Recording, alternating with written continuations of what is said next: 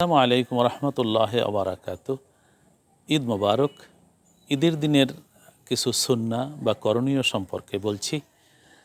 ঈদের দিন সকালবেলা আমাদেরকে ফজরের নামাজ জামাতের সাথে আদায় করা কর্তব্য।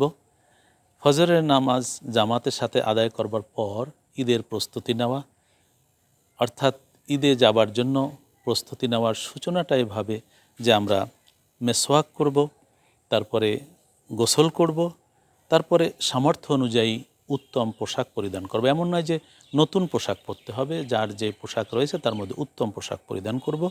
তারপরে সুগন্ধি ব্যবহার করব। তারপরে যেটি দরকার, ঈদের জামাতে যাবার আগে কিছু মিষ্টি জাতীয় জিনিস খেয়ে যাওয়া। বেজোর সংখ্যক খেজুর আল্লাহ রাসূল খেয়ে যেতেন, অথবা কোনো মিষ্টান্ন কিছু।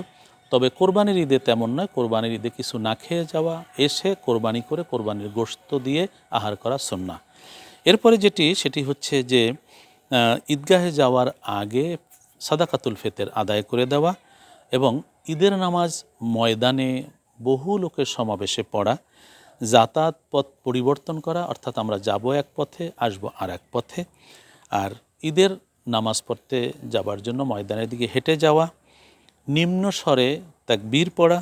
আর তাকবীর হচ্ছে আল্লাহু আকবার, আল্লাহু আকবার, লা ইলাহা ইল্লাল্লাহু, আল্লাহু আকবার, আল্লাহু আকবার, ওয়ালিল্লাহিল হামদ।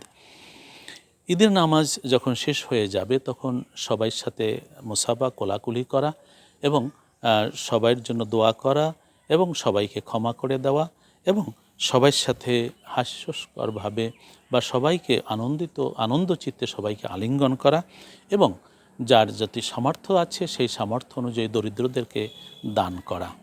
ঈদ আমাদের সুন্দর হোক, আল্লাহ পাকের কাছে গ্রহণযোগ্য হোক, সবার মনে, সবার বাড়িতে, সবার কাছে ঈদ আসুক আনন্দ নিয়ে, আল্লাহ পাক রব্বুল আলামিনের রহমতের বার্তা নিয়ে। ভালো থাকুন, নিরাপদে থাকুন। ঈদ মোবারক। আসসালামু আলাইকুম ওয়া রাহমাতুল্লাহি ওয়া বারাকাতুহু।